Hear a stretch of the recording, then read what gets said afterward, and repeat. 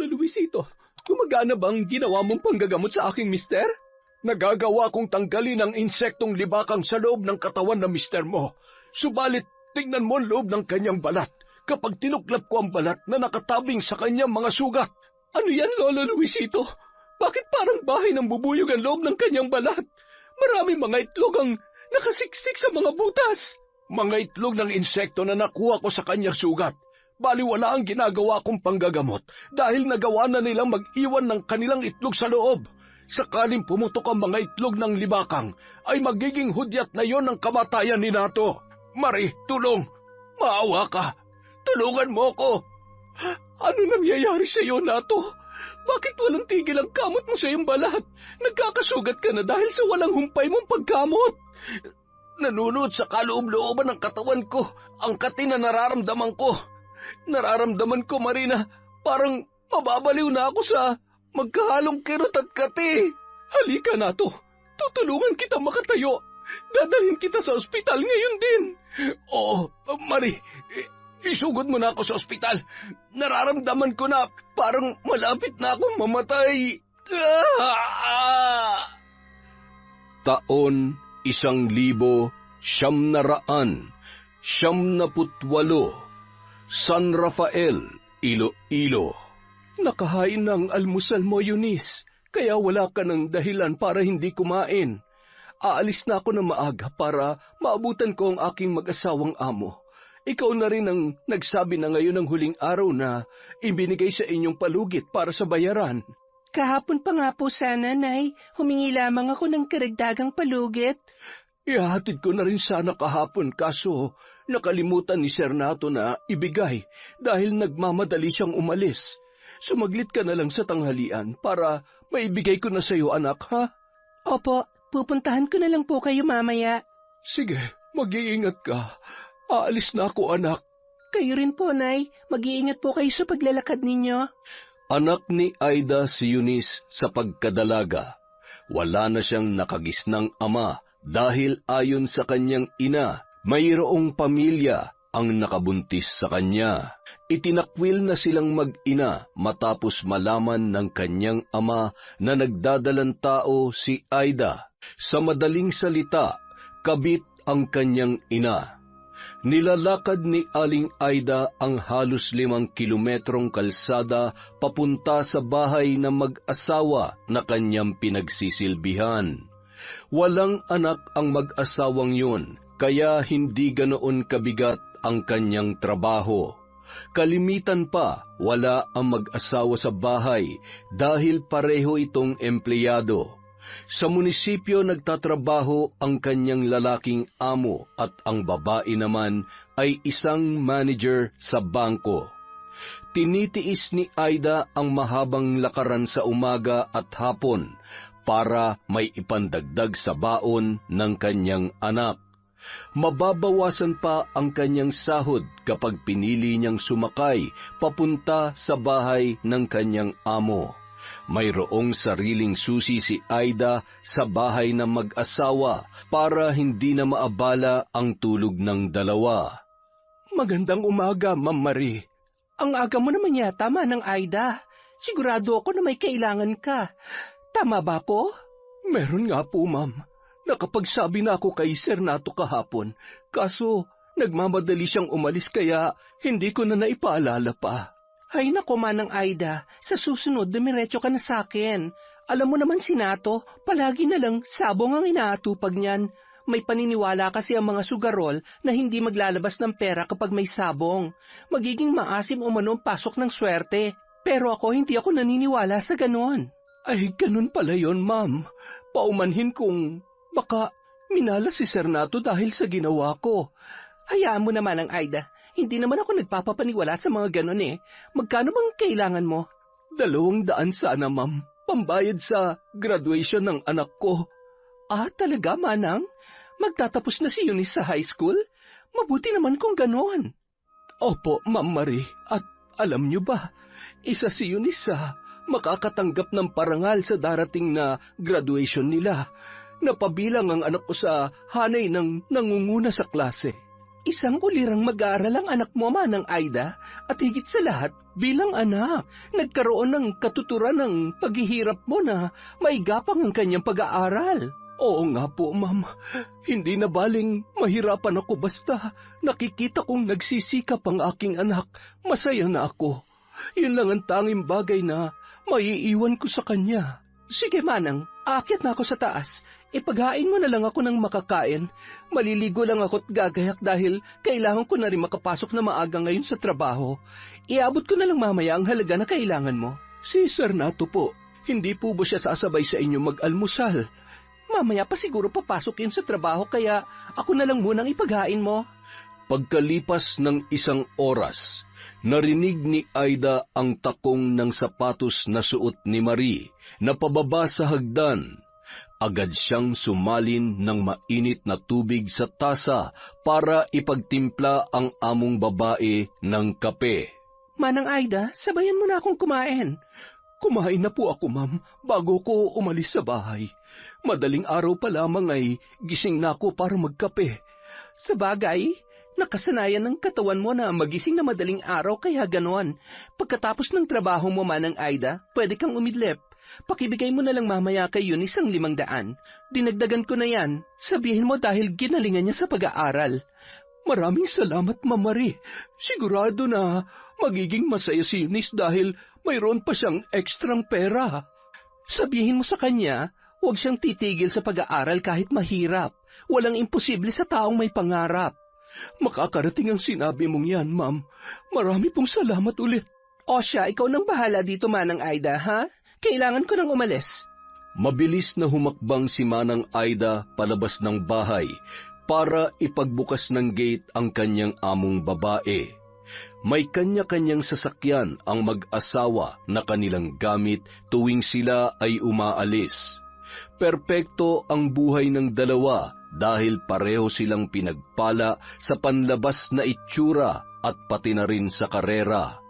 Ang kulang na lamang ay isang anak na lalong magbubuklod sa kanilang pagsasama. Makalipas ang ilang sandali, nagluto na si Manang Aida ng tanghalian ng magising si Nato. Nag-uunat pa ito ng kanyang katawan habang malaya na naglalakad sa sala. Hindi na ito naiilang na kumilos sa bahay na suot lamang ang manipis na shorts at walang panloob. Wala namang mali siya kay Manang Aida na makita si Nato sa ganoong ayos dahil parang anak na ang turing niya sa among lalaki. Ikaw talagang bata ka. Magsuot ka nga ng damit. Paano na lang kung may ibang tao dito? Kulang na lang ay sumilip na yung manoy mo sa nipis ng suot mo. Pasensya ka na, Manang. Ganito talaga kaming mga lalaki kapag bagong gising. Palaging galit. Wala namang problema sa akin dahil sanay na ako. Umupo ka na nga lang dun at ipagtitimpla na kita ng kape. Tapos na rin ako sa aking mga gawain. Binuklat-buklat muna ni Nato ang pahayagan habang naghihintay ng kanyang kape.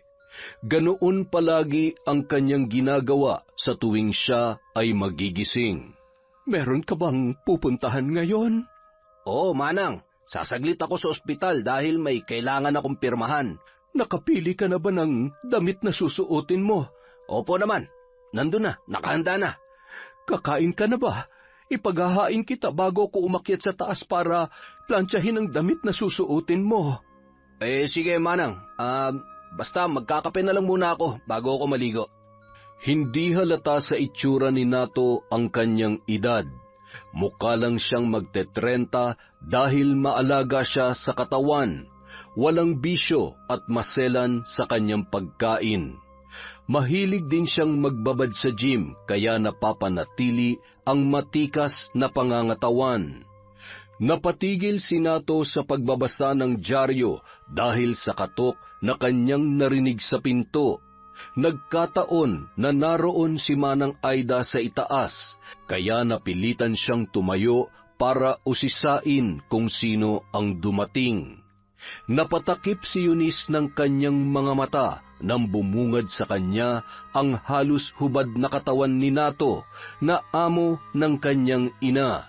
Si Nato naman hindi natinag sa inakto ng dalagita, sa halip ay ngumisi pa ito ng nakakaloko. Sentrong dumako ang mata ni Eunice sa malaking bakat ni Nato na halos maaninag ang hugis dahil sa nipis ng saplot na nakatabing sa kanyang harapan. Ay, ngayon ka lang ba nakakita ng lalaki na walang pang itaas? Pasensya na po, Sir Nato. Hindi lang talaga ako sanay makakita ng lalaking nakahubad. Napilitan ang lalaki na itakip ang kanyang dalawang palad sa harapan habang nakikipag-usap sa anak ng kanyang kasambahay. Pasok ka. Nandun pa si Manang Aida sa taas. Hintay mo na lang siyang bumaba dito. Tsaka, tutal, nandito ka na rin lang. Sumabay ka na sa aming mananghalian. May kukunin lang po akong pera kay nanay, sir. Kailangan ko din bumalik agad dahil mayroon pa akong klase mamaya. Tamang-tama dahil papasok din ako sa munisipyo sa kabilang bayan. Sumabay ka na sa akin. Nagmadaling umakyat si Nato sa itaas para maligo. Kakaiba ang naramdaman niyang init nang kanyang makita ang dalaga. Sinadya niyang magmadaling umakyat dahil kakaiba ang naging epekto sa kanyang pakiramdam ng dalagang anak ni Manang Aida.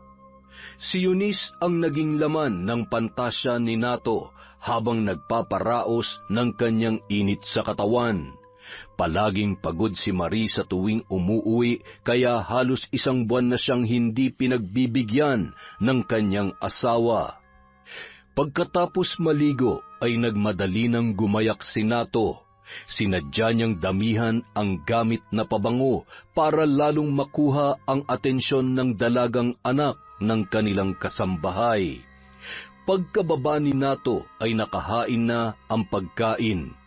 Nagtaka siya kung bakit hindi mahagilap ang mag-inang Aida at Eunice. Manang Aida, kumain na tayo! Ay, naku, iho. Nauna na kaming kumain ni Eunice sa kusina. Kunin nyo na lang yung plato nyo doon at sabayan nyo na ako dito sa pagkain. Mas masarap kasing kumain kapag meron kang kasabay. Halina kayo dito! Ay, sige. Lilipat kami ni Eunice dyan para may kasama kang kumain. Ayaw ni Natong tawagin siyang sir ni Manang Aida dahil aniya masyado raw yung formal. Hindi na iba ang turing niya sa kasambahay dahil simula nung magsama sila ni Marie ay kasama na nila ito. Si Marie naman ay mabait pero istrikto pagdating sa trabaho. Nagawa ni Manang Aida na pantayan ang panuntunan ng kanyang mga amo kaya nagkakasundo sila sa maraming bagay. Siya nga pala, Manang Aida, naalala ko may sinabi ka sa akin kahapon. Tama ba? Pasensya na, nakalimutan kitang bigyan bago ako umalis. Ayos na yon, iho. Binigyan na ako ni Ma'am Marie kanina. Ibibigay ko lang naman kay Eunice para pambayad niya sa nalalapit niyang pagtatapos. Ilang taon na ba si Eunice, Manang? Magtatapos na pala siya ng high school? 17 taong gulang na siya. Mapalad ako sa anak ko. Maliban sa mabait ay matalino pa. Isa ang anak ko sa makakatanggap ng karangalang nangunguna sa lahat ng magtatapos. Aba, hindi lang pala maganda tong si Eunice kundi matalino pa. Mapalad ang lalaki na makakatuluyan ng anak mo, Manang Aida. Igagapang ko pa ang kolehiyo ni Eunice, iho. Yun na lang ang maaari kong maiwan sa kanya. Punta mo ako sa opisina sa susunod na linggo. Ipapasok kita bilang scholar ng munisipyo. Makakatanggap ka pa ng allowance mula sa aking opisina para hindi na problemahin ni Manang Aida ang pag-aaral mo, Eunice. Talaga, sir? Hindi ko po tatanggihan ang alok nyo. Eh, sige na. Bilisan mo ng kumain at nang makaalis na tayo. Magiging malaking tulong sa pag-aaral ng anak ko ang inaalok mo, iho. Ngayon pa lamang ay nagpapasalamat na ako sa iyo. Hindi na kayo iba sa akin, Manang Aida. Sino ba naman ang magtutulungan kundi tayo-tayo din lang, di ba? Pagkatapos kumain ay nagyaya na si Nato na umalis. Inihatid naman sila ni Manang Aida hanggang sa garahe. Sumakay si Eunice sa likuran ng sasakyan dahil nahihiya itong tumabi sa amo ng kanyang ina. Dito ka na sa harapan umupo, Eunice. Mapagkakamalan akong driver mo niyan. Ang ganda-ganda mo pa naman. Nahihiyang binuksan ni Eunice ang pintuan ng sasakyan para lumipat sa unahan. Hindi nakaligtas sa paningin ni Nato ang inasta ng dalaga na sadyang mahiyain. Ay nako, pwede ba huwag ka na mahiya sa akin? At saka, hindi naman ako nangangain ng tao. Pasensya na, sir. Hindi lang talaga ako sanay na makisalamuha sa mga katulad ninyo. Nabigla si Eunice nang hawakan ni Nato ang kanyang kamay. Pinisil-pisil pa ito ng lalaki, dahilan para hatakin ng dalaga. Pinapakalma lang kita. Halatang halata kasi na grabing tensyon ang nararamdaman mo. Huwag kang kabahan kapag akong kaharap mo, ha? Pasensya na kayo, sir. Hindi po kasi ako sanay na may lalaking humahawak sa kamay ko eh. Lumaki ako na walang nakagisna na ama kaya naging ganitong pakiramdam ko. Nobyo, sa edad mo sigurado ako na marami kang manliligaw, lalong-lalo na sa kagandahan mong yan. Opo, meron po akong nobyo, sir, pero mataas po ang respeto niya sa akin. Matagal din ang inabot bago ko naging kampante na makasama siya. Ibig sabihin ay wala ka pang karanasan? Karanasan sa ano po, sir? Wala. Kalimutan mo na ang sinabi ko. Paminsan-minsan nahahalata ni Eunice na dumadaplis ang kamay ni Nato sa kanyang hita. Ipinagsawalang bahala niya na lamang yun dahil hinahawakan nito ang kambyo ng sasakyan habang nagpapatakbo. Napapansin din niya na napapadalas ang paglunok ni Nato habang nagmamaneho ng sasakyan. Pagparada ay nagmadaling lumabas si Eunice. Aminado ang dalaga na may kakaiba sa pakikitungo sa kanya ng amo ng kanyang ina. Eunice, sandali lang. Ayos na po ako dito, Sir Nato. Maraming salamat po sa paghatid. Idagdag mo na to sa binigay ni Manang Aida. Alam ko na marami kang kailangang bilhin para sa paparating na pagtatapos mo. Nag-aalangan si Eunice na tanggapin ang 2,000 na iniaabot sa kanya ni Nato. Nako, sobra-sobra na po ang halagang ibinibigay nyo, Sir Nato. Pasensya na pero hindi ko po ito matatanggap. Tanggapin mo na. Gusto mo ba na magtampo ako sa'yo? Tutal kusang loob ko naman na binibigay. Wala akong hinihinging kapalit niyan. Sige na. Tanggapin mo na dahil kailangan ko nang umalis. Maraming salamat po. Mag-iingat po kayo sa pagmamaneho. Aasahan kita sa opisina ko sa susunod na linggo, ha? Ipapasabi ko na lang kay Manang Aida kung anong araw ka pupunta sa opisina. Salamat po ulit, Sir Nato. Matamis ng ngiti ang iniwan ni Nato bago muling pinaandar ang makina ng kanyang sasakyan. Sinundan na lamang ng tingin ni Eunice ang papaalis na si Nato bago pumasok sa kanyang paaralan. Sino yun, Eunice? Pamilyar sa akin ang mukha ng lalaking yun ah. Si Sir Nato yon, amo ni nanay. Empleyado siya ng munisipyo sa kabilang bayan. Oo nga, tama. Sa MSWDO, siyang boss doon. Inaalok nga ako na maging scholar sa kolehiyo eh. Pinapapunta ako sa susunod na linggo sa kanyang opisina. Ay nako, mag-iingat ka sa lalaking yun dahil balita ko, mahilig daw yun sa mga dalaga, lalong-lalo na yung katulad mo na maganda at makinis ang balat. Siguro naman kahit papano may respeto siya kay nanay. Matagal nang naninilbihan sa kanila ang nanay ko. Hindi ko rin siya lubusang kilala, basta mag-iingat ka lang sa kanya. Sakaling makaramdam ka ng kakaiba sa pakikitungo niya sa'yo, dumistansya ka na kaagad. Ang mga ngaso na gutom ay hindi mamimili ng kanyang biktima. Basta tugma sa kanyang panlasa, agad niya yung susunggaban. Ayan na naman tayo sa malalalim mong palaisipan, Joseph eh. Pumasok na nga lang tayo sa loob. Halika sa kantin, ililibre kita ng paborito nating kwek-kwek. Uy, talaga? Ililibre mo ako sa kauna-unahang pagkakataon? Pasensya na, ngayon lang ako nagkaroon ng extra eh. Alam mo naman ang sitwasyon namin ni nanay. Oo naman, memoryado ko ng kwento ng buhay mo, kaya naiintindihan kita. Kaya masasabi ko na ikaw ang best friend ko. Hanggang sa makarating sa opisina ay hindi nawaglit sa isipan ni Nato ang nararamdaman niyang pagnanasa sa anak ng kanyang kasambahay. Ganoon si Nato kapag may tumatak sa kanyang isipan na makakagising sa natatangi niyang pagnanasa. Aminado siyang may kakaiba sa kanyang ugali dahil kapag may natipuhan siyang babae, hindi yun basta-basta mawawala sa kanyang isipan. Ilang dalaga na ang kanyang nabuntis at sapilitang ipinalalaglag ang sanggol na nabubuo sa kanilang sinapupunan. Ganoon ang nagiging kalakaran sa tuwing magbubunga ang kanyang kahayupan. Naturingan siyang huwaran na kawani ng kawang gawa, pero ang totoo ay ginagamit niya lang ang tanggapan para mapagtakpan ang kanyang gawain. Pagkatapos ng klase ay agad na umuwi si Eunice para ibalita sa kanyang nanay ang pagbibigay sa kanya ni Nato ng malaking halaga. Anak, binigyan ka ni Nato ng pera kaya kailangang meron siyang makita na binili mo. Sapat ng 500 na ibinigay mo, Nay. May natitira pa nga na mahigit 200. Sapat na yun para pambili ng bestida at tsinelas. Itatago ko na lamang ang pera na binigay ni Nato sa iyo, anak. Malaking ambag ng halagang ito para sa nalalapit mong pagpasok sa kolehiyo.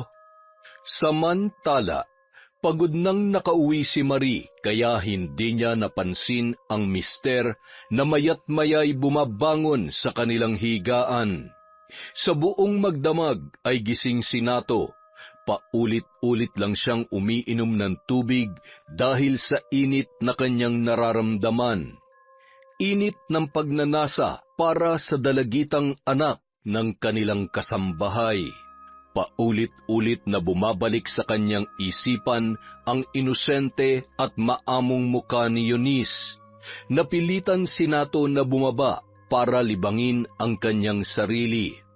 Kailangan na mabuhusan ng malamig na tubig ang kanyang katawan para maibsan ang naninigas niyang damdamin. Bandang 5:30 ay dumating si Manang Aida. Nagtaka ang babae kung bakit gising na ang kanyang among lalaki. Kalimitan ay tinatanghali yon ng bangon. Ang aga mo naman yatang gumising, iho. Meron ka bang pupuntahan? Oo, Manang Aida. Kailangan ko makapasok na maaga dahil may dadaluhan akong pagtitipon. Pagsisinungaling ni Nato sa kanilang kasambahay, gustong-gusto niya nang usisain si Manang Aida kung kailan pwedeng pumunta sa kanyang opisina si Eunice.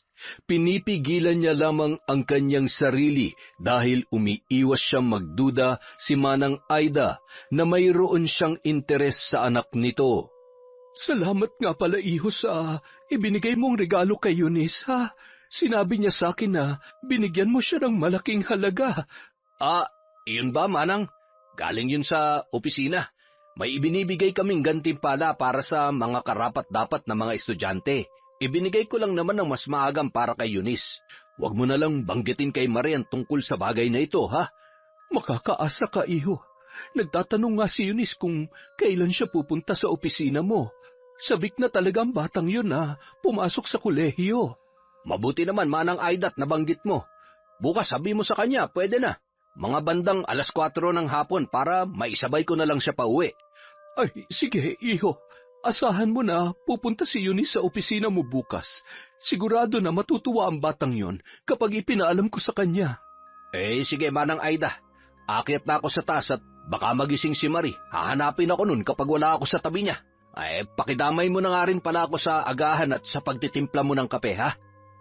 Iba ang inaasahan ni Nato na mangyayari sa pagpunta ni Eunice sa kanyang opisina. Sinadya niyang papuntahin ang dalaga ng alanganing oras para magkaroon siya ng sapat na pagkakataong masimulan ang kanyang plano. Gagamitin ni Nato ang hangarin ng dalaga na makatapos sa pag-aaral para makuha niya ang kanyang gusto. Nato, himala yata na sumabay ka sa akin mag-almusal. Anong napapanaginipan mo nakaraang gabi? Hindi ko na maalala. Pero kailangan kong pumasok na maaga ngayon dahil minamadali na ako ni Mayor na matapos ang payroll sa makakatanggap ng ayuda. Alam mo na, gagamitin sa eleksyon. Ayun! Tapos pumayag ka naman na gamitin ang opisina mo para mamili ng boto? Hindi naman pamimili ng boto yun. Gusto lang ni Mayor na tumatak sa kanilang isip na mula sa kanyang liderato ang natatanggap nilang ayuda. Ibang klase ka rin no? Mula naman yun sa buwis na binabayaran nating lahat. O siya, sige na. Tama ka na, Marie. Alam ko na kung saan pupunta ang usapang ito. Gustuhin ko naman na sumalungat sa kagustuhan ni Mayor. Wala naman ako magagawa. Ayon nga sa kasabihan na kapag mahirap maglayag sa malaking alon, magpaanod ka na lang kung ayaw mong tumauban sinasakyan mong bangka. Kung sa bagay, kailan pa ba naging malinis ang politika sa Pilipinas? Ang pakiusap ko lang sa iyo, Nato, ibigay niyo ang ayuda sa mga taong karapat-dapat at kailangan makatanggap ng tulong. Yun nga ang gusto kong mangyari, kaya inuuna kong mga taong malalapit sa akin. Bukas nga nakatakdang pumunta si Eunice sa opisina para sumalang sa pagsasala. Nagbibigay nga ako ng scholarship sa hindi ko kakilala, kay Eunice pa kaya na anak ni Manang Aida. Kailangan pa ba talagang sumalang si Eunice sa screening? Hindi pa ba sapat na patunay na walang katuwang si Manang Aida sa pagpapalaki sa kanyang anak? Isa pa, Nato, matalino si Eunice, kaya karapat-dapat talaga silang mag-ina na makatanggap ng tulong mula sa gobyerno.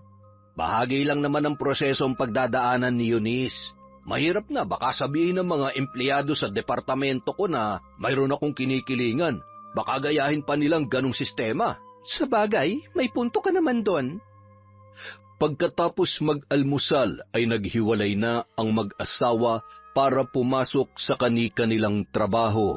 Pagdating ni Nato sa kanyang opisina ay agad na kumunot ang kanyang noo. Mabilis niyang hinatak ang isang dalagita na halata ang nakaumbok na tiyan. Agad niyang binuksan ang pinto ng kanyang sasakyan at pasalampak na isinakay ang dalagita. Pinaharurot ni Nato ang pagpapatakbo, papalayo sa kanilang opisina. Anong ginagawa mo rito, Janine? Sinabihan na kita na huwag mo akong pupuntahan sa opisina. Balak mo pa yatang dungisan ng pangalan ko Binigyan na kita ng pera para lubayan mo ako. Ano pang kailangan mo sa akin? Napayuko na lamang ang dalaga at nagunahan sa pagpatak ang kanyang mga luha sa magkabila niyang pisngi. Ano ba talagang problema? Bakit pa bigla-bigla kang sumusulpot sa harapan ng opisina ko? Paano ko kayo makakausap kung hindi ko kayo pupuntahan sa opisina niyo? Mula nung bigyan niyo ako ng malaking halaga, tumigil na kayo sa pakikipagkita sa akin. Di ba sinabi ko naman sa iyo na mayroon akong asawa? Hindi ako pwede makisama sa iyo. Masisira ang reputasyon ng pamilya ko. Kaya lang naman ako pumunta para malaman mo na buntis ako. Nakita ko nga. Hindi ka kasi nag-iingat. Nakalimutan mo na ba? Sa pilitan yung ginawa mo sa akin tapos sasabihin mo na hindi ako nag-iingat. Binaboy mo lang ako. Pasalamat ka wala kaming sapat na kakayahan para idemanda ka. O sige na, tama ng drama. Ipalaglag mo yung sanggol. Dadaling kita sa aborsyonista ngayon mismo. Kailangan walang maiwan na bakas na may namagitan sa atin. Napakasama mo talaga. Ginagamit mong kahinaan naming mahihirap para maabuso mo kami. Manahimik ka nga dyan. Baka dumilim ang paningin ko, tuluyang kita dito. Huwag mo akong sasagarin. Batid ni Janine na may kakayahan si Nato na gawin ang kanyang pagbabanta. Tumahimik na lamang ang dalaga at kinimkim ang galit na gustong-gusto ng sumabog. Gustuhin man niya na buhayin ang sanggol, ngunit wala siyang sapat na kakayahan para yun ay alagaan. Parehong nakaratay sa ospital ang kanyang mga magulang dahil sa nakakahawang sakit. Pumayag siyang gamitin ni Nato kahit labag sa kanyang kalooban. Malaking halaga ang naging kapalit ng kanyang pananahimik. Ngunit isang araw, nagulat na lamang si Janine nang tumigil na si Nato sa pangungulit sa kanya. Wala siyang magawa, kaya naisip niya na gamitin ang kanyang ipinagbubuntis para makahingi ng pera kay Nato. Papayag ako na ipalaglag ang sanggol at ibabaon na lamang sa limot ang lahat sa isang kondisyon. Aba, ibang klase ka rin Sa huling pagkakataon ay nakahanap ka pa rin ng alas para mahuthutan ako ng pera. Sa'yo ko lang naman natutunan to. Ano? Papayag ka ba o hindi? Magkano bang kailangan mo para manahimik ka na talaga ng tuluyan? 50,000 piso. Kapalit ng pananahimik ko at pagpayag na ipalaglag ang sanggol na nasa aking sinapupunan. Binuksan ni Nato ang kanyang bag at inilabas ang makapal na bugkos ng pera. Ibinato niya pa yun sa kandungan ni Janine para ipakita ang kawalang respeto sa dalaga. 100,000. Ayaw ko nang makikita ang pagmumukha mo. Siguraduhin mo lang na hinding-hindi na magkukrus ang landas natin. Kapag may ginawa kang kalokohan, may paglalagyan ka sa akin. Nagkakaintindihan ba tayo? Matutupadan na pagkasunduan natin, Nato. Pagkatapos kong ipalaglag ang sanggol, hindi mo na ako makikita pa. O sige na, tama ng drama. Sobrang laking halaga na niyan. Kaya siguradong tutupad ka na sa usapan natin. Kapag ginulo mo pa ako, alam mo kung anong kaya kong gawin. Dinala ni Nato si Janine sa kilalang aborsyonista sa probinsya ng Iloilo. Pagpasok pa lang ni Nato ay kilala na siya ng babae. Palatandaan na hindi yun ang unang pagkakataon na pumunta siya doon. Kasalukuyang nagsisigarilyo ang matandang babae nang dumating sina Nato at Janine. Napakatulis mo talaga, Renato. May nadali ka na naman. Ilang buwan na yan? Hindi ko alam.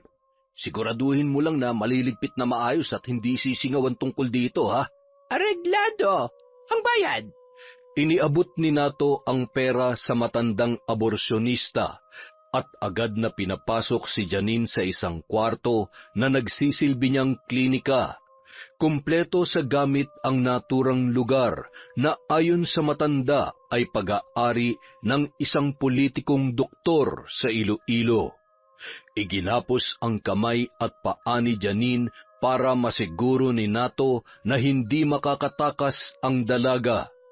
Agad na tinurukan ng gamot para pumutok ang kanyang panubigan at manganak ng maaga. Bago pa makatapos si Ising ay nakaalis na si Nato. Magpakalayo-layo ka na, iha. Sana ito na ang una't huling pagkakataon na aapak ka sa aking bahay. Lumayo ka sa lalaki na katulad ni Nato na mapagsamantala at hayok sa kamunduhan. Manyakis si Nato at may sakit sa pag-iisip. Magiging kawawa lamang ang kanyang mabibiktima. Samantala, habang naglalakad si Eunice palabas ng eskwelahan, ay palihim siyang sinusundan ng isang matandang babae. Nakasuot ang matanda ng purong itim na damit.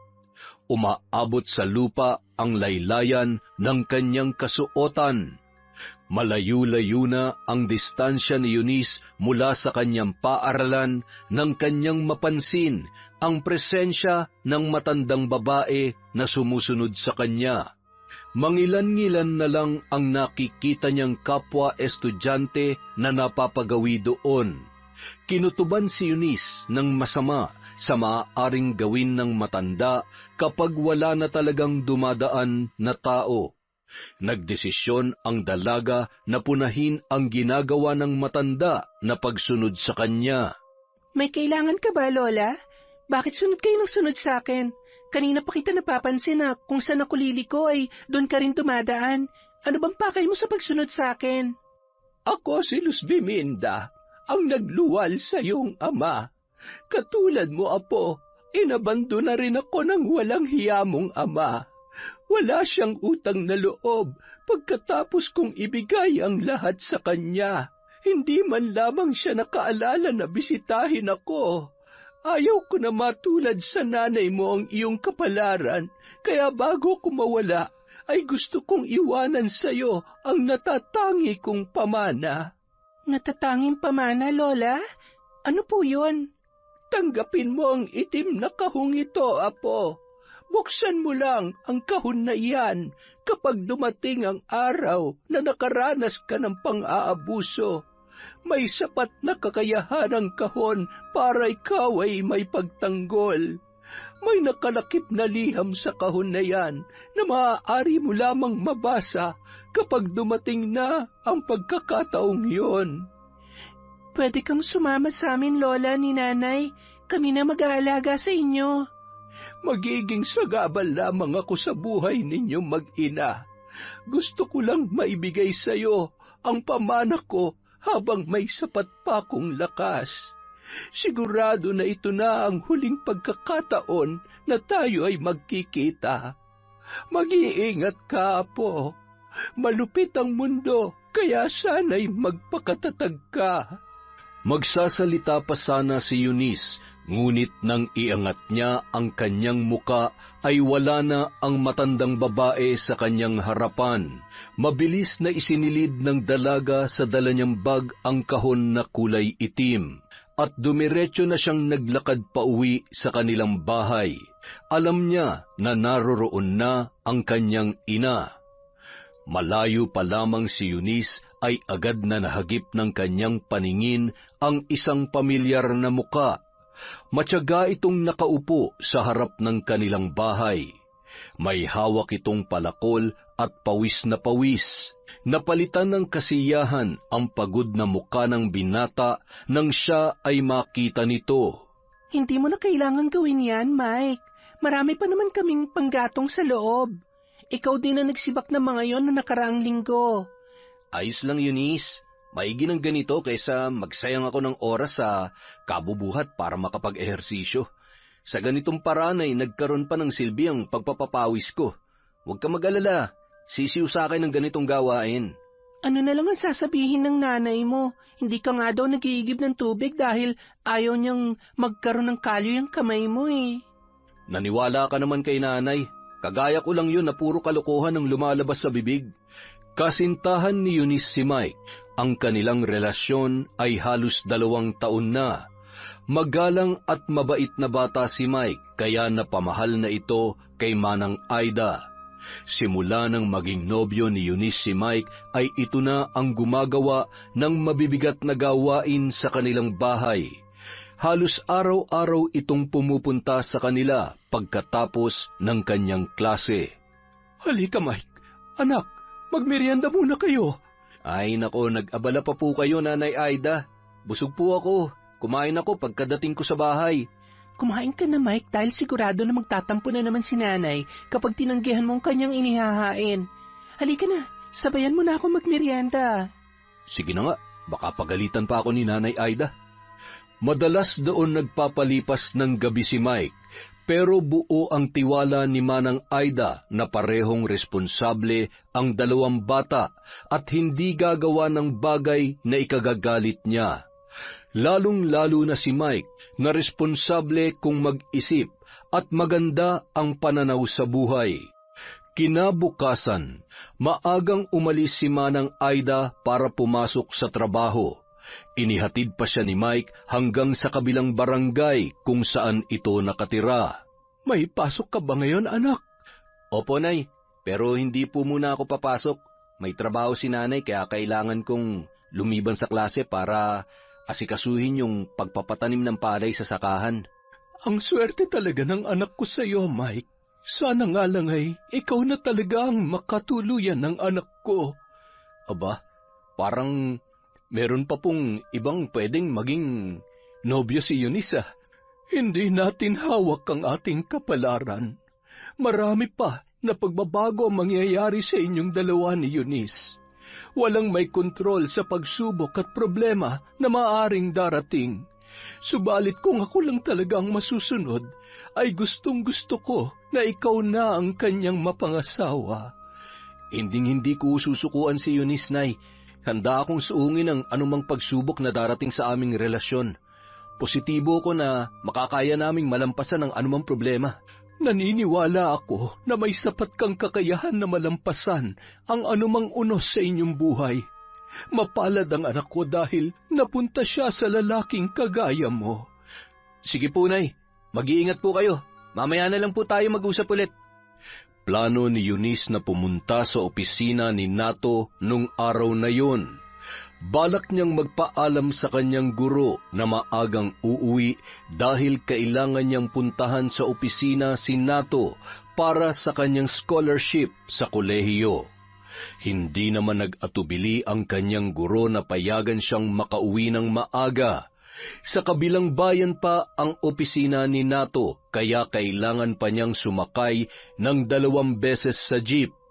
Sinadya ni Eunice na umalis na maaga para may sapat siyang oras sa pagbibiyahe. Pagdating niya sa opisina ni Nato ay pinaghintay pa siya ng tauhan ng lalaki. Mahigit 1 oras siyang nakaupo sa bulwagan kung saan may nakapila na katulad niya na humihingi ng tulong at ayuda sa opisina ni Nato. Bandang 4:30 nang ipatawag siya ng lalaki na pwede na siyang pumasok sa opisina nito. Pagkapasok pa lamang ni Eunice ay naramdaman niya na ang nanunuot na lamig sa kanyang katawan. Napakalamig ng hangin na ibinubuga ng aircon sa kanyang opisina na halatang sinadya ni Nato. Nagtaka si Eunice dahil pagkapasok niya ay nakasando na lang si Nato at nakasuot ng jogging pants sa loob ng kanyang opisina. Halika, tuloy ka, Eunice. Umupo ka. Salamat po, Sir Nato. Hindi talaga ako humaharap sa mga pumupunta dito, Eunice.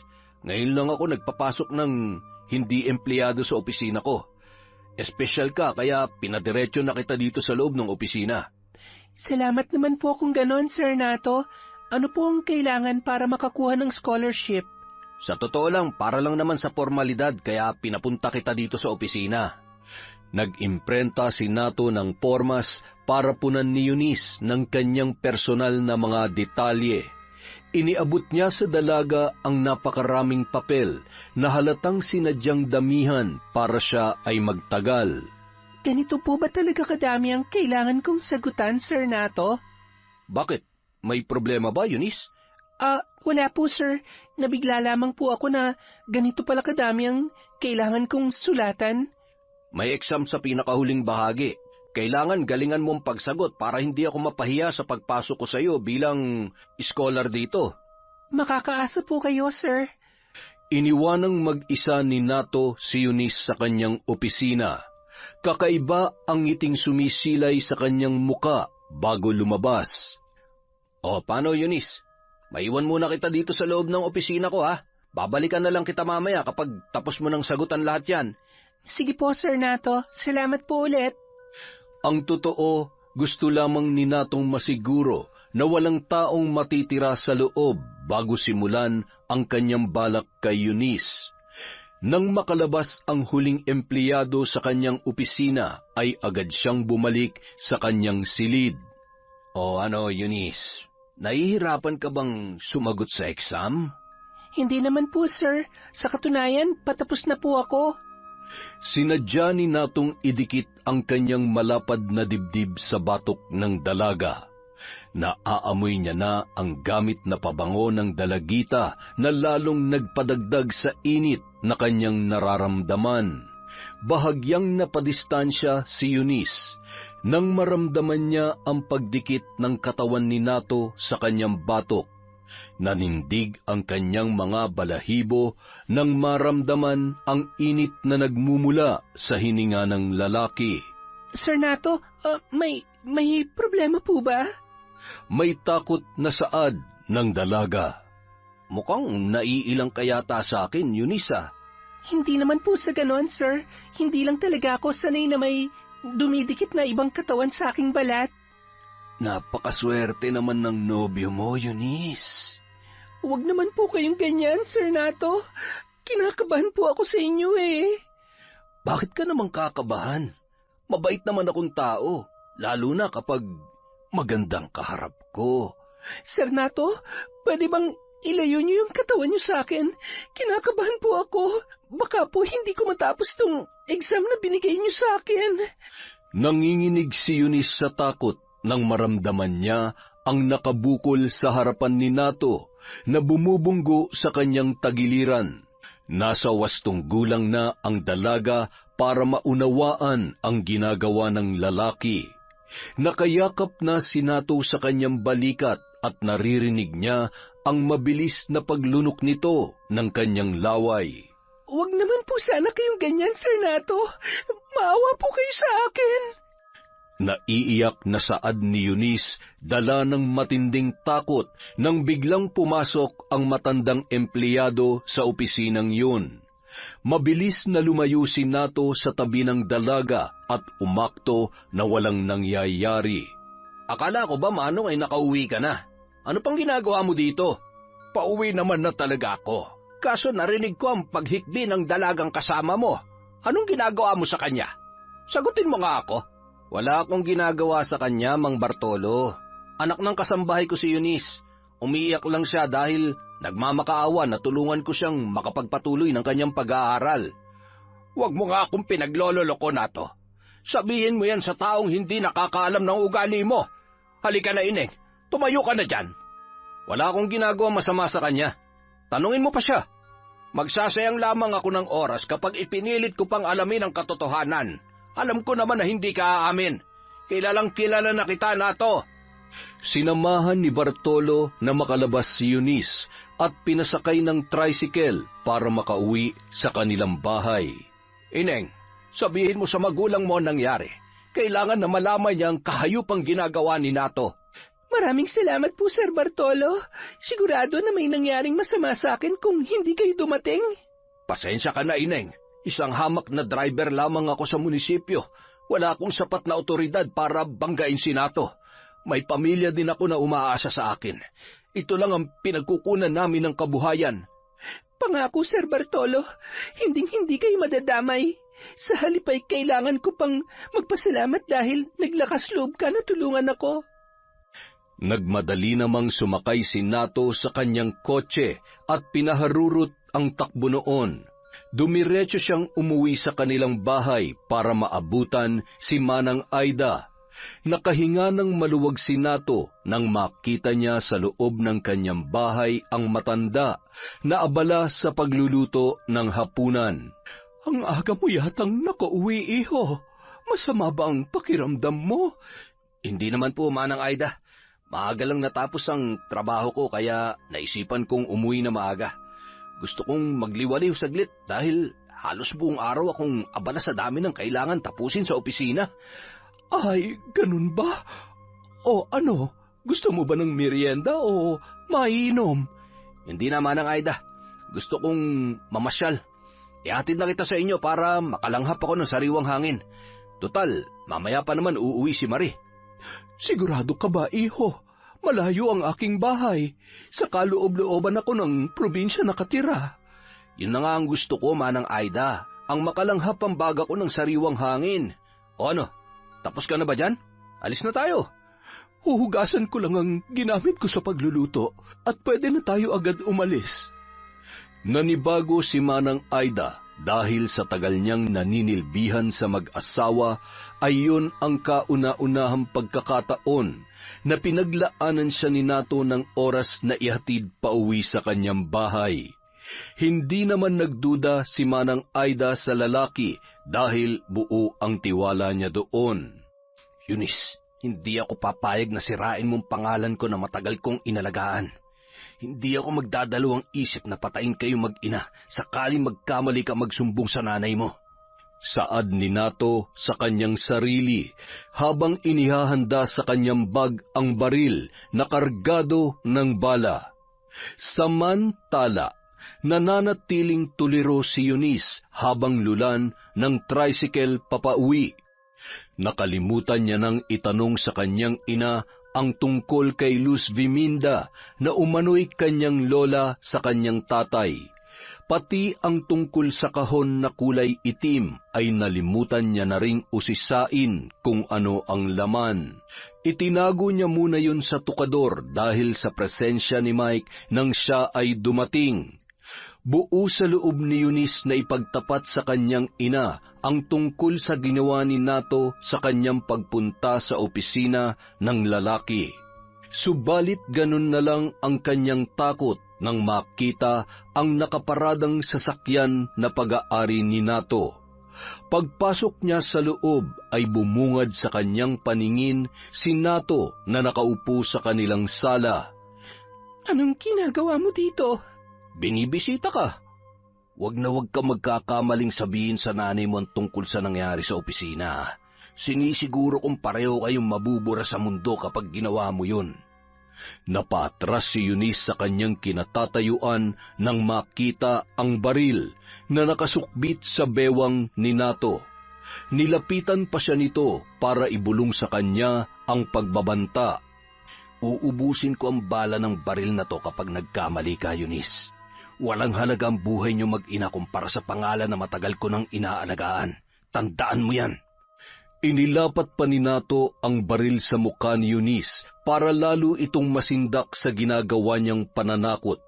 Si Eunice naman, hindi napigilan ang kanyang kaba at nagsimula ng umiyak. Patakbong umakyat ang dalaga sa loob ng kanyang silid para maitago ang kanyang pag-iyak sa kanyang nanay. Iyo, nakita mo ba si Eunice na dumaan? Narinig ko na parang may tumakbo papunta sa itaas. Oo, Manang Aida. Mukhang masama ang pakiramdam kaya nagmadaling umakyat sa itaas. Pagpasensyahan mo na si Eunice, ha? Mahiyain talaga ang batang yon. Hindi sanay makihalubilo sa maraming tao. Wala akong problema, Manang Aida. Hayaan mo na siyang magpahinga dahil siguradong maraming ginawa yun sa school, lalo na't patapos na ang huling taon niya sa high school. Ay, teka nga pala. Gusto mo ba maghapunan? Ipaghahain kita. Pagpasensyahan mo na lamang kung ano ang meron kami. Ay, Manang Aida naman, wag na po. Pauwi na rin si Marie. Sigurado na magtatampo yun kapag hindi ko sinabayan sa hapunan. Ayos na bang pakiramdam mo? Kung hindi na kita mapipigilan ay mag-iingat ka na lang sa pagmamaneho pag-uwi. Hindi na kita maihahatid sa labas dahil kailangan ko pang akyatin si Eunice sa itaas. Pakisabi na lang, Manang Aida, kay Eunice na seryoso ko sa sinabi ko sa kanya, ha? Hindi ako nagbibiro, kanyo. Alam nyo naman kung anong katayuan ko sa buhay. Ano bang sinabi mo sa kanya? Hindi yata kita maintindihan. Ay, ang ibig kong sabihin, Manang Aida, na hindi ako nagbibiro na tutulungan si Eunice hanggang makatapos siya ng pag-aaral. Maganda ang posisyon ka sa gobyerno, kaya hanggang makatapos siya at maabot ang mga pangarap niya, tutulungan ko siya. Tama ka naman dyan. Ngayon pa lamang ay nagpapasalamat na ako sa kabaitan mo sa aming mag-ina. Sinadya ni Nato na lakasan ang kanyang boses para marinig ni Eunice ang kanyang mga sinabi. Iba ang dating sa dalaga ng mga salitang binitawan ni Nato. Para sa kanya, isa yung uri ng pagbabanta. Pagbabanta na lubos na kinatakutan ng dalaga para sa buhay nilang mag-ina. Anak, masama raw ang pakiramdam mo? Masakit lang ang puson ko, Nay. Malapit na kasi akong datna ng buwanan kong dalaw. Ibibili na lamang kita ng soft drinks para mas mapabilis ang paglabas niyan. Huwag, Nanay. Pahinga lang ang kailangan ng nararamdaman ko. Hindi lang ako sanay na magbiyahe ng matagal. Anak, may problema ka ba? Alam ko na meron kang problema. Kilalang-kilala na kita. Nag-away ba kayo ni Mike? Biglang kinutuban ng masama si Eunice dahil aminado siya na hindi siya pwedeng magsinungaling sa kanyang ina. Maari siyang makatanggi sa iba na magsabi ng totoo pero hindi sa kanyang ina na kasama niya mula pagkabata. Napilitan siyang mag-imbento ng palusot para malihis ang atensyon ng kanyang ina. Nagkatampuhan lang po kami ni Mike, Nay. Nagkasagutan po kami kaya sumama po ang loob ko. Ay naku anak, huwag mong hayaan na tumagal pa ang tampuhan niyo ng batang yon. Sigurado naman ako na hindi niya sinasadya sakaling nagkasamaan kayo ng loob. Sayang ilang taon na pinagsamahan ninyo sakaling tumuloy sa hiwalayan ang inyong problema. Huwag po kayo mag-alala, maliit na tampuhan lang po yon. Kailangan lang namin ng maikling panahon para makapag-isip. Ay sige anak, maiwan na kita. Sumunod ka agad sa ibaba para makapaghapunan na tayo, ha? Panibagong hamon na naman ang susuungin natin bukas, kaya kailangan na may sapat tayong pahinga. Sige po, Nay. Susunod po ako sa baba. Magpapalit lang po ako ng damit. Nakahinga ng maluwag si Eunice nang tuluyan na siyang nilubayan ng kanyang nanay Aida. Tahimik ang mag-ina habang kumakain ng hapunan. Naintindihan naman ni Manang Aida na mayroong pinagdadaanan ang kanyang anak. Nakatulugan na ni Eunice ang pag-iyak hanggang sa sumapit ang kalagitnaan ng gabi. Nagising siya dahil sa huni ng mga insekto sa kanyang silid. Nararamdaman din ng dalaga ang mga insektong gumagapang sa kanyang katawan. Napabalikwas siya sa kanyang higaan at nagmadaling tinungo ang pindutan ng ilaw. Bumulaga sa dalaga ang napakaraming libakang sa sahig. Nagtaasan ang kanyang balahibo sa kulay ng libakang na maihahalin tulad sa sariwang dugo. Inakala ng dalaga na dugo ang nakakalat sa ilalim ng kanyang higaan, ngunit bigla siyang natakot nang isa-isang nagsigalawan ang mga nakatumpok na kulay pula sa sahig. Nagsunuran ang mga libakang pabalik sa tukador na kinalalagyan ng kahon na ibinigay ng kanyang lola Luz Diminda. Nagmadali siyang bumangon para halungkatin ang tukador na pinagtaguan niya ng kahon. Pilit niyang hinahanap ang mga libakang na kulay pula pero wala siyang matagpuan kahit isa sa loob ng kanyang tukador. Gusto pa sanang ipagpatuloy ni Eunice ang paghahanap pero biglang pumasok sa kanyang silid ang kanyang nanay Aida. Ayos ka lang ba, anak? Kinabahan ako. Akala ko ay may nangyari ng masama sa'yo. Ano ba ang problema, anak? Bakit bigla ka na lamang nagising? Wala po, Nay. Bigla na lang akong nakaramdam ng uhaw kaya binuksan ko ang ilaw. Ah, ganun ba? O siya, ako na ang kukuha ng tubig sa baba. Ayaw mag-alala ni Eunice ang kanyang ina, kaya pinili niyang ilihim ang mga kakatuwang bagay na kanyang nararanasan. Sigurado si Eunice sa kanyang nakita, hindi siya namamalikmata. Sigurado siyang mga libakang na kulay pula ang gumambala sa kanyang pagtulog. Kinabukasan, maagang bumangon ang dalaga para magluto ng kanilang agahan. Hindi na siya dinalaw ng antok hanggang sumabog ang liwanag sa buong paligid. Sa kabilang banda, taimtim na nag-isip ng paraan si Nato kung paano niya mapapasunod si Eunice na pumayag sa nais niyang mangyari. Sumilay ang nakakalokong ngiti sa kanyang mga labi matapos siyang makapag-isip ng paraan. Anong oras ka papasok sa trabaho, Nato? Biyernes ngayon, kaya maaga akong aalis. Mamaya na siguro, kaya mauna ka na. Sabihin mo na lang kay Manang Aida na ipaganda ako ng maisusuot para diretso na lang ako maliligo pagkabangon ko. Sinadya ni Nato na hindi magpakita kay Manang Aida dahil bahagi yon ng kanyang plano. Pagkarinig ni Nato na umalis na ang sasakyan ng kanyang asawa ay nagmadali na siyang bumangon. Sinadya niya magtago sa likod ng pintuan na malapit sa hagdanan. Inabangan niya ang pagdaan ni Manang Aida at pasalisi niya itong itinulak sa hagdan. Malakas na lagabog ang bumasag sa katahimikan ng malaking bahay.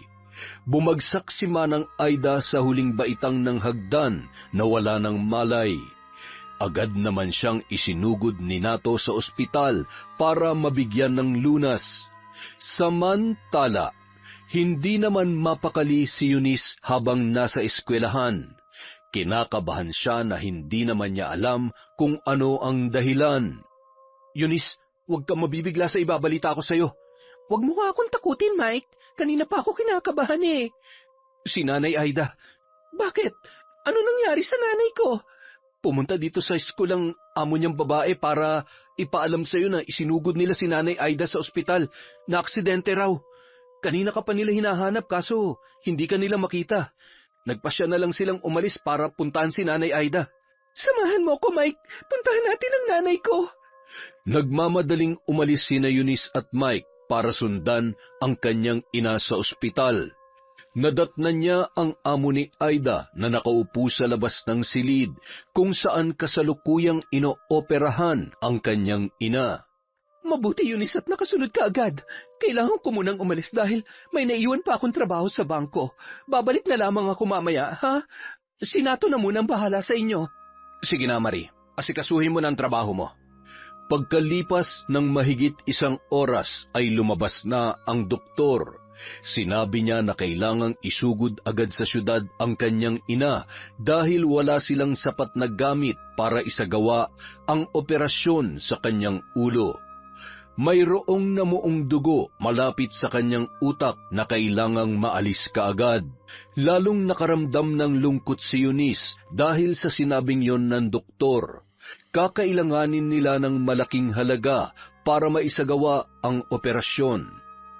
Saan naman ako kukuha ng pera para ipantustos sa operasyon ni inay? Susubukan ko, Eunice, na humingi ng tulong kila nanay. Pagkaalis ni Mike ay agad siyang kinausap ni Nato. Abot tenga ang ngiti nito dahil mukhang umaayon sa kanyang plano ang lahat. Halika, Eunice. Meron akong gustong ialok sa'yo.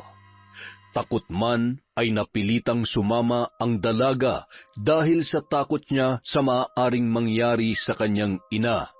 Dinala siya ni Nato sa labas para kausapin. Handa naman akong tustusan ng gamutan ni Manang Aida. Kaya lang, sa panahon ngayon ay wala nang libre, kaya kailangan na mayroon kang ibibigay kapalit sa pera na gagastusin ko para sa operasyon ng nanay mo. Anong gusto mong kapalit? Mamaya na ako maniningil. Sa ngayon ay kailangan muna natin madala si Manang Aida sa syudad para maagapan ang kanyang kalagayan. Ang kailangan ko lang marinig mula sa iyo ay pumapayag ka sa kondisyon ko. Batid ni Eunice na seryoso ang lagay ng kanyang ina.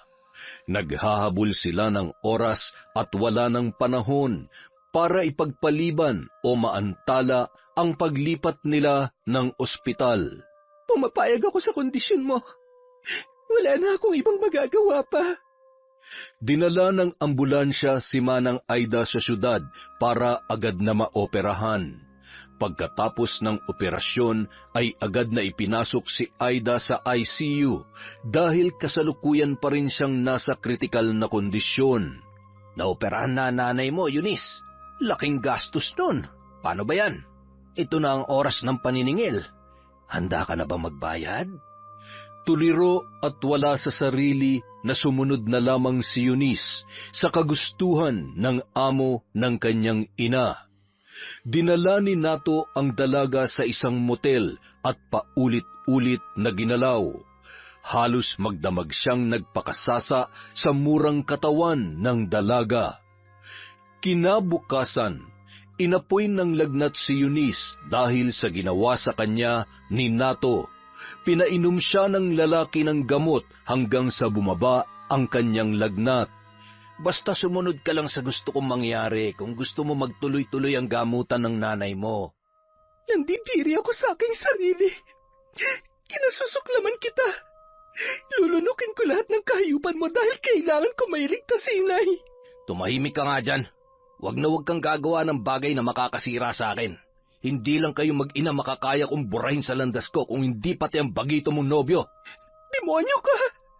Ang katulad mo hindi dapat ginagalang at binibigyan ng respeto. Sabihin mo na kung anong gusto mong sabihin. Pero kapag ako napuno sa'yo, may kalalagyan kayong lahat sa akin. Itatak mo yan sa makitin mong utak. Nagpaulit-ulit ang kahayupang ginagawa ni Nato kay Eunice. Labag man sa kanyang kalooban ay kailangan niyang lunukin ang lahat ng ginagawa sa kanya alang-alang sa kanyang ina. Sa loob ng ilang linggo, halos 5 beses siyang pinagsamantalahan at paulit-ulit na ginamit ni Nato hanggang sa dumating ang trahedya na lubos na kinatatakutan ng dalaga. Inatake sa puso si Manang Aida at agad na binawian ng buhay sa ospital.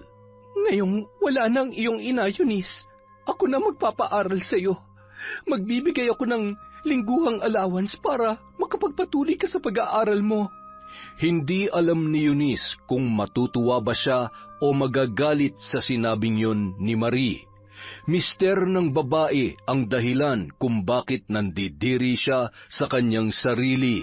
Isang araw, sinadya siya ni Nato sa kanyang paaralan para palaan.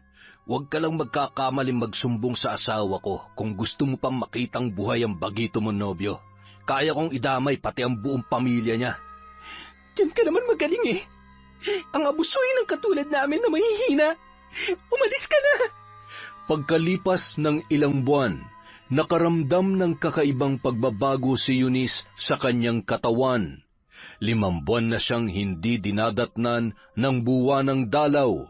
Sigurado na mayroon ng laman ang kanyang tiyan dahil paminsan-minsan ay may nararamdaman siyang gumagalaw. Naglakas loob si Eunice na ipagtapat sa kanyang matalik na kaibigan ang lahat na nangyari sa kanya. Hindi lang ikaw ang naging biktima niya, kundi marami pa. Isang pinsan kong si Janine na nakaranas ng pang-aabuso sa kanya. Katulad mo, Eunice, kahirapan din na nagtulak sa kanya para patusin ang inaalok ng mangnato na yun. Dinala ni Joseph si Eunice sa kanyang pinsan para personal silang magkausap. Isinalaysay ni Janine kay Eunice ang kanyang masaklap na karanasan sa kamay ni Nato.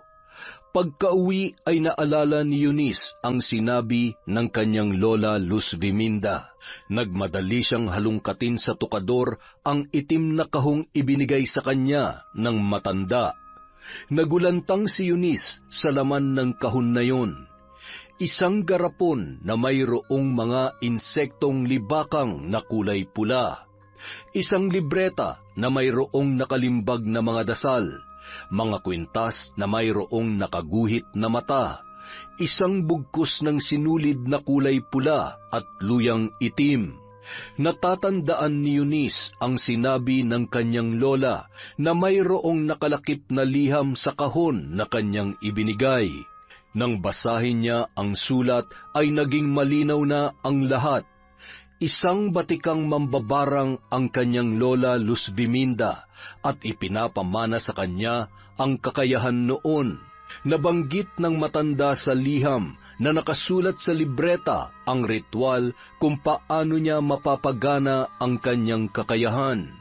Binasa ni Eunice ang libreta at kanyang nalaman na kailangan niya ng isang sanggol na galing mismo sa kanyang sinapupunan para mapagana ang ritual. Ang ritual na magbubukas sa kanyang kakayahan sa pambabarang. Naalala ni Eunice ang kwento ni Janine na pinsan ng kanyang matalik na kaibigan na si Joseph. Kinabukasan, nakipagkita si Eunice kay Nato para sa isang mahalagang pakay. Eunice, hindi ko inaasahan na muli ka magpapakita sa akin. O ano, nasabik ka ba sa ginagawa natin? Sabihin mo lang dahil handa naman akong pagbigyan ka. Ang taas naman ang tingin mo sa sarili mo.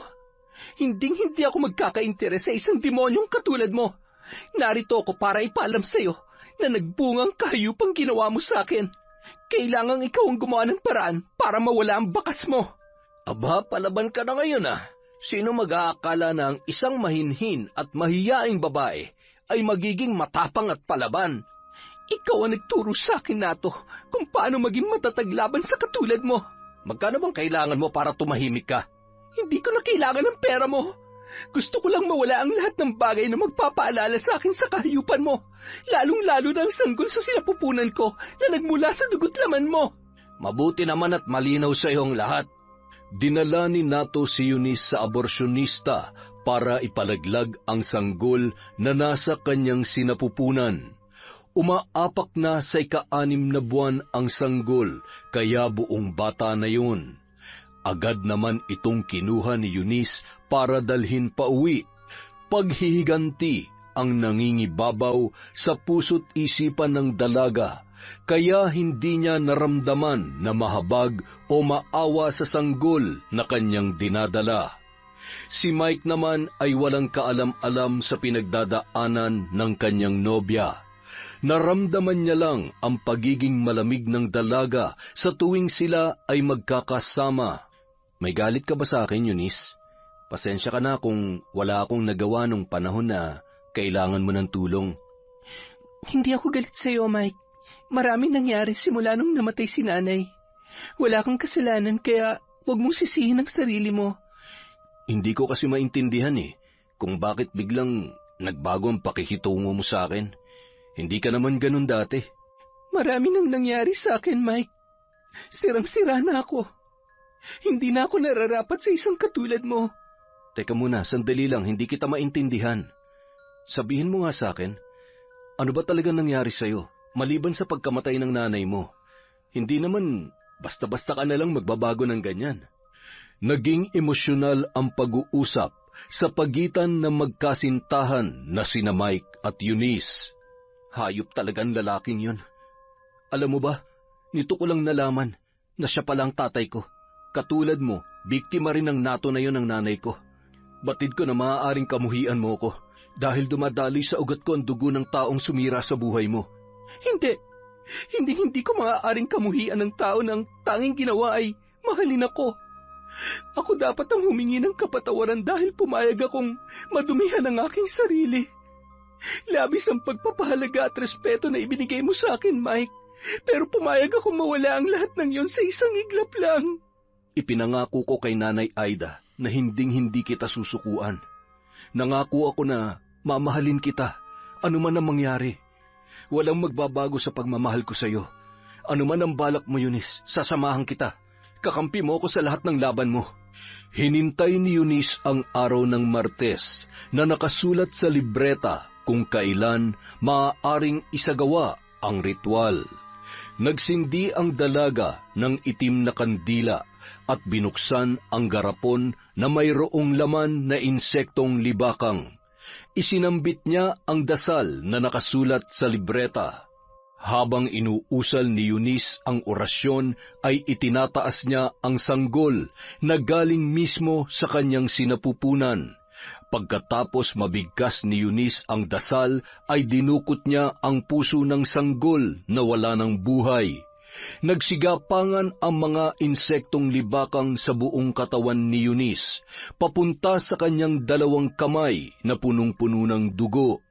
Nilantakan ng mga insekto ang puso ng sanggol na dinukot ng babae sa kanyang walang buhay na anak. Napahiyaw si Eunice sa sobrang galit habang unti-unting inuubos ng mga insekto ang puso ng kanyang anak. Hindi pa nakontento ang mga insekto sa puso ng sanggol, kaya isinunod nila ang katawan noon. Mabilis na naubos ng mga libakang ang malambot na katawan ng bata. Samantala, nananahimik lamang si Mike sa isang sulok habang nasasaksihan ang ginagawa ng kanyang nobya. Ano nang susunod mong plano? Ngayong nagawa mo ng ritual na nakasulat sa libreta ng lola mo. Sisimulan ko na ang paghihiganti kay Nato, na punot dulo ng paghihirap ko. Gawin mo ang tanging bagay na magpapalaya sa puso mo na punong-puno ng galit. Noong mismong araw na yun, isinagawa ni Eunice ang pambabarang kay Nato. Buong-buo sa loob niya nakitilin ang buhay ng lalaking sumira sa kanyang kinabukasan. Marie, tulong! Maawa ka! Tulungan mo ako! Ano nangyayari sa iyo, Nato? Bakit walang tigil ang kamot mo sa imbalat? Nagkakasugat ka na dahil sa walang humpay na pagkakamot mo. Nanunuot sa kaloob-looban ng katawan ko ang katinaking nararamdaman. Marie, parang mababaliw na ako sa magkahalong kirot at kati. Halika na to. Tutulungan kita makatayo. Dadalhin kita sa ospital ngayon din. Buti pa nga, isugod mo na ako sa ospital. Nararamdaman ko na parang mamamatay na ako sa tindi ng kating ito. Nato, anong uri ng insektong nakasiksik sa higaan mo? Ngayon lang ako nakakita ng ganitong uri ng insekto sa buong buhay ko. Tingnan mo rin ang likod ko. Kanina pa ako may nararamdamang gumagalaw dyan. Ay, Diyos ko, Nato, tinadtad ng butas ang likod mo ng mga insektong yon. Sumuot pa sila sa loob. Nakikita ko pa ang kanilang buntot na umuusli sa ginawa nilang sugat. Maawa ka, Marie. Dalhin mo na ako sa ospital. Hindi pa ako handang mamatay. Oo, Nato, dadalhin kita sa ospital. Hihingi lang ako ng tulong sa mga kapitbahay natin. Isinugod ni Marie sa ospital ang kanyang asawa. Pinagtulungan ng kanilang kapitbahay na sumaklolo sa mag-asawa para maibaba si Nato at madala sa ospital. May nakapagsabi kay Marie na maaaring nabiktima si Nato ng nakamamatay na barang. Pinayuhan si Marie ng kanyang kapitbahay na kung sakaling hindi tumalab ang ginagawang panggagamot ng doktor, huwag siyang magdadalawang isip na lumapit sa albularyo. Nagkatotoo ang sapantaha ng kapitbahay ni Marie. Blanco ang mga doktor sa sakit na maaaring dumapo kay Nato. Makailang ulit na silang nagpalipat-lipat sa mga ospital, ngunit lalo lang lumalala ang kalagayan ng kanyang asawa. Hanggang sa magdesisyon si Marie na lumapit sa isang albularyo. Pinayuhan siya ng albularyo na agarang ilabas sa ospital si Nato at dalhin pa uwi. Sinunod naman yon ng babae at iniuwi niya na nga ang kanyang mister. Doon na nagpunta ang albularyo na kinuha ni Marie para sumubok na maisalba ang kanyang buhay. Kumpirmado, Marie. Biktima ang mister mo ng nakamamatay na uri ng barang.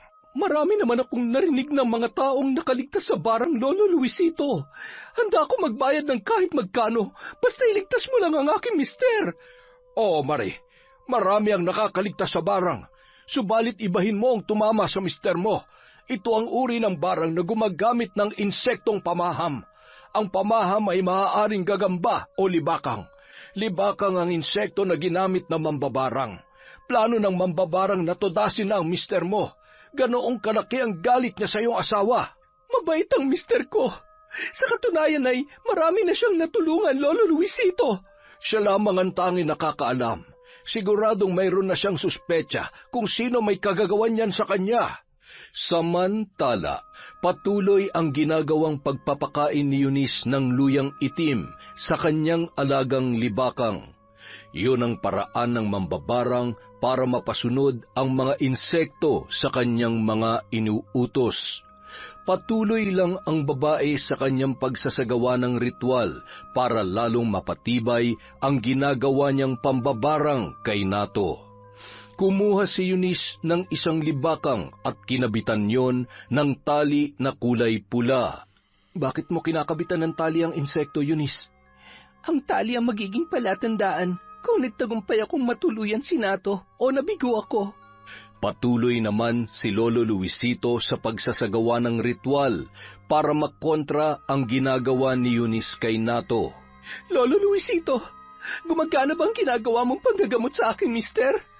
Nagagawa kong tanggalin ang insektong libakang sa loob ng katawan niya. Subalit, tingnan mo ang loob ng kanyang balat. Kapag tinuklap ko ang balat na nakatabing sa kanyang mga sugat. Ano yan, Lolo Luisito? Bakit parang bahay ng bubuyog ang loob ng kanyang balat? Maraming mga itlog ang nakasiksik. Itlog yan ang insektong nakuha ko sa kanyang sugat. Baliwala ang ginagawa kong panggagamot dahil nagawa na nilang mag-iwan ng kanilang itlog sa loob. Sakaling pumutok ang mga itlog ng libakang, magiging hudyat na yon ng kamatayan ni Nato. Hindi ko lubos maisip na mangyayari ang ganito sa mister ko. Sino kaya ang taong nagtanim ng abot langit na galit kay Nato para magtulak sa kanya na gawin ang ganitong katinding parusa? Pinilit ni Marie si Nato na umamin sa maaaring dahilan, kaya humantong siya sa ganoong kalagayan. Ganun na lamang ang pagkabigla ni Marie nang sa wakas ay ipinagtapat ni Nato sa kanya ang lahat.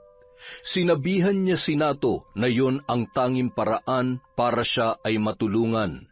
Pati ang ginawa niyang pagtulak kay Aida sa hagdan para lamang mapilitan si Eunice na ibigay ang kanyang sarili dahil sa kanyang panggigipit. Ginawa ni Lolo Luisito ang lahat ng kanyang nalalaman para lamang mailigtas si Nato, pero sa huli ay nabigo pa rin yon. Pumutok ang mga itlog ng libakang na diniposito sa katawan ng lalaki. Nagsilabasan ang mga libakang at tinadtad ng butas ang katawan ni Nato. Nagsiritan ang masaganang dugo sa kanyang buong katawan hanggang sa tuluyan ng sumuko si Nato dahil sa labis na paghihirap. Naging kulay itim ang sinulid na ikinabit mo sa paa ng insekto, Eunice. Anong ibig sabihin nun? Patay na si Nato. Patay na ang taong sumira sa buhay ko at sa lahat ng babaeng inabuso niya. Sana kasabay ng pagkamatay niya ay ang pagpapalaya mo sa galit na naipon sa iyong puso. Oo, Mike. Pipilitin kong makabangon para sa'yo. Para sa atin. Nagpasya ang dalaga na pumunta sa burol ni Nato bilang respeto kay Marie. na walang hinangad kundi ang makabubuti para sa lahat. Hindi man diretsahan na sinabi ni Marie kay Eunice na siya ang pumatay sa asawa nito, subalit sapat na ang makahulugang salita na binitawan ng babae para mapagtanto ni Eunice ang kanyang tinutukoy. Gusto ko lamang ipaalam sa iyo na inamin ni Nato sa akin na siya ang tumulak kay Manang Aida sa hagdanan. Naiintindihan ko ang iyong pinanggagalingan. Sana matuto ka magpatawad at manumbalik sa kabutihan. Sa burol ng kanyang asawa, nabunyag kay Marie ang iba pang babaeng naging biktima ni Nato. Nabunyag din ang katotohanan na si Mike ay anak din ni Nato sa isang babae na kanyang ginahasa nung hindi pa sila nagsasamang dalawa.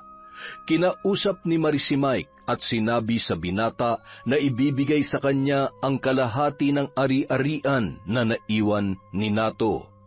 Muling nagkaayos at lalong tumibay ang samahan ni Marie at Eunice. Nagtapos muna sa pag-aaral sina Eunice at Mike bago sila nagpakasal at bumuo ng sariling pamilya kasama si Marie na palaging nakaalalay sa kanila. Yon! Napakaganda na naman po ng ating kwento. Sana po hindi kayo nagsasawa sa kwentong enteng. At dahil dyan, meron tayong shoutout. Simulan po natin kay Lagawang Shout TV. Hi kay Cat Burglar Cutie. Hello po kay Ella Heda. Hi kay Maria Grace Grefalja. Hello kay Nene No. Sa Galledo family from Cabuyao. Hello po kay Virginia Belay, kay Alfreda Alano, hi kay Lydia Lopez, kay Brethart Vahelidad, sa Naong family from Alma Naong na nasa Kuwait. Hi po kay Russell Matsumoto ng Aichiken, Gamagori, Japan. Hello po kay Genevieve Virtusio from KSA, kay Cherry Mukbang ASMR, kay Lodgin Flores and Lores family from Tugbungan, Zamboanga City, kay Hana Maylin Sesgundo.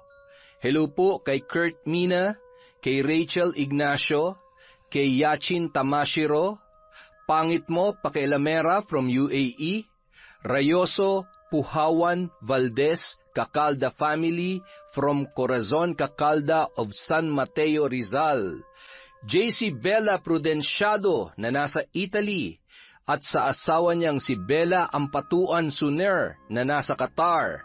Hello po kay Lydia Diosera, kay Vicky Yabut, hi kay Jenny Cruz, shout out kay Nova Mansueto from Saudi, hello po kay Mami from Doha, Qatar, kay Ellen Kiano, kay Elvira Ramos, kay Ahmed Panegel, kay RV Tiong, The Hud, Andrew Rama, hi kay Almira Africano, kay Roslyn Labajo, kay Evelyn Reyes, shout out kay Leysam Costuna, kay Chloe Dia, hello po kay Ricky Bermudas, kay Aisa Torre Campo, kay Marites Nalika, hello din po kay Mariam Duka, kay Dores Estander, kay Jolene Mini Vlog from Dubai, sa family Galante sa Bohol from Dimple, kay Michelle Esperon, hello po kay Jovelyn Valdez,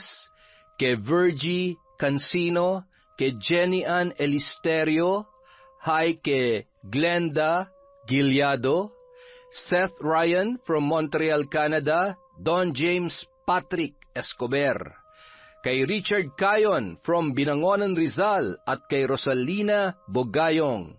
Hello po kay Pamela Allen, kay KWT 2029, Saksak Consolacion Cebu, at Obenita families live from Client Dave Texon.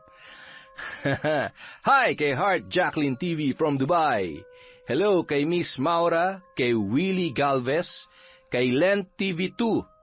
Hello din po kay Chona Baynosa, Bertudes Melanie, Sherlyn Gumansing. Hi kay Monica Nieves, Manuel Baldonado at Lorna Algoldo, kay Marian Tamashiro, Nanay Linda Manalo from Oriental Mindoro. Hi kay Tricolors, Connie 8612, kay Olivia Tolentino, Sumandal at Ragas family from Noylin Sumandal, Loretta Bobes at Ryan Alba from Elidia Bobes. Hi po kay Dimples Yumi, kay I Love Resort Pinay, kay Estelada Silva from Switzerland at sa Cabral family, at syempre kay Chris Alcantara. Maraming salamat po sa walang sawang pagsuporta sa Kwentong Enteng.